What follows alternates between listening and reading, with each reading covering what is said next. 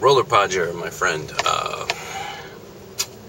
you have not convinced me, and we've known each other a while. Nothing I'm about to say is meant to be personal, or a personal attack on your judgment, or anything like this.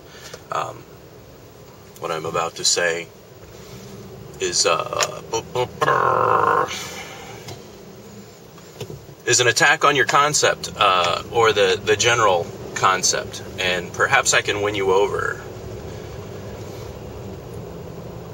This morning, I started out this morning with watching Mike's response to your socialism video, which was very sweet and wonderfully idealistic, and to bring a clarification of a necessary social program. You did an outstanding job of it.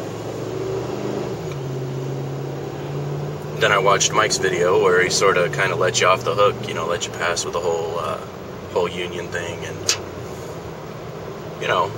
just appreciated your clarification. And yeah, we got a problem with socialism not being communism. Well, I'm gonna dig my heels in and push the fuck back, because let me tell you something.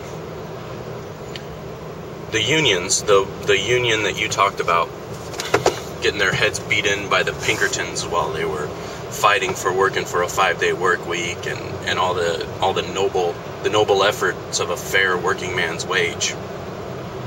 Those same unions, just like what Mr. Zombie Tactics pointed out, to quote J.R.R. Tolkien, those unions have been inherited by lesser men.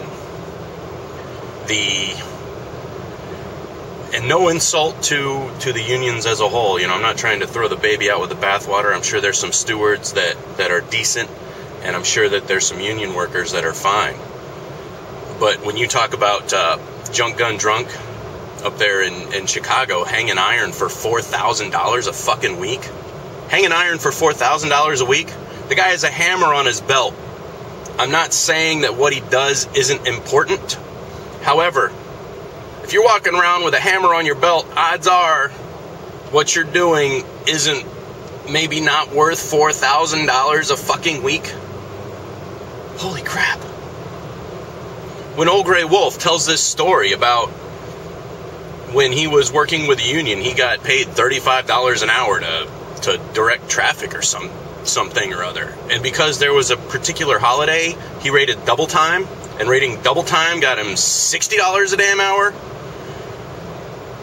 I can't quite put an economic price tag on directing fucking traffic, but I can tell you, it's gonna be a fair pay shorter than $60 a fucking hour. Further, the military example. You see the results of the military example with our increased use of private contractors. Why is that?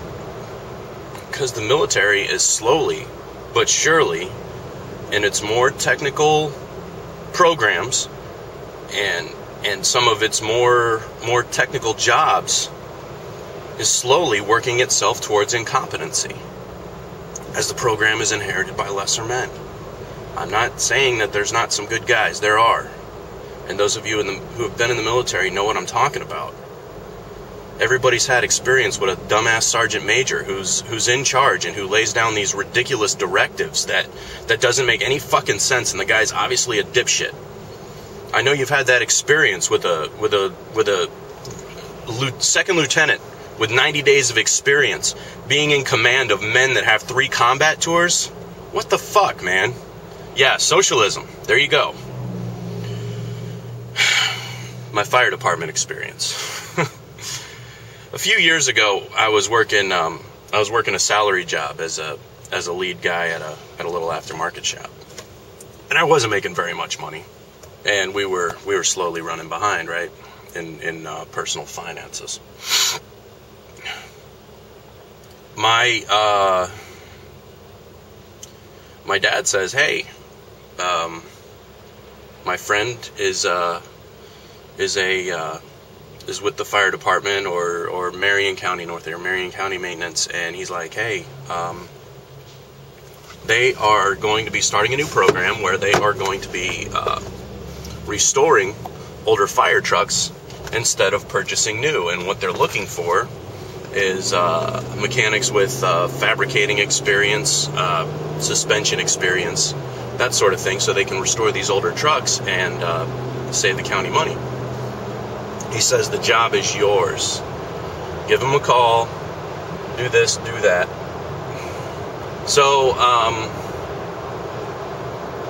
I gave the guy a call, ended up leaving a message, and it was one of those deals like he was on vacation around the time that all this stuff needed to go on.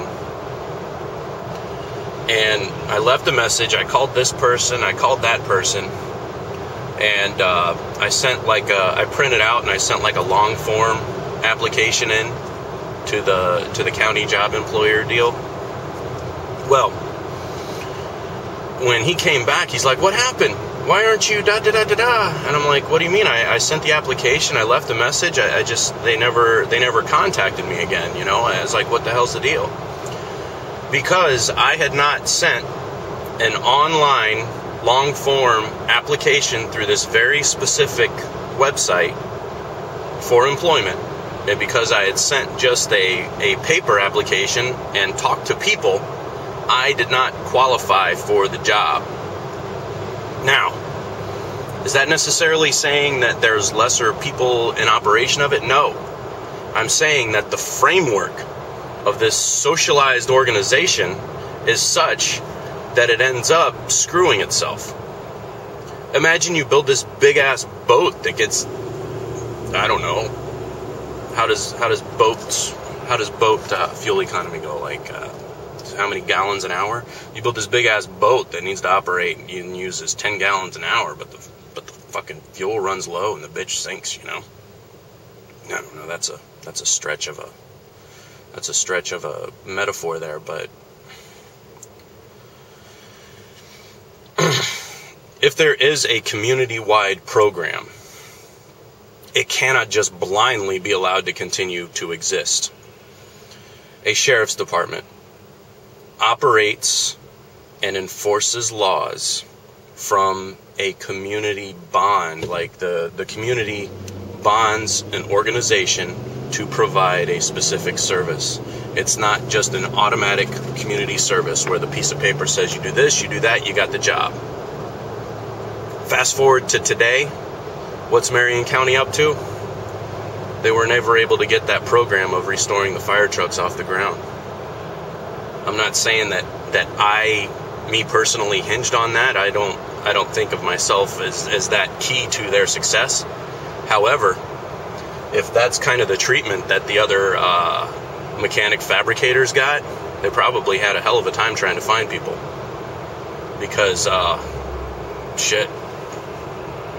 I haven't... I'm gonna go out on a limb here.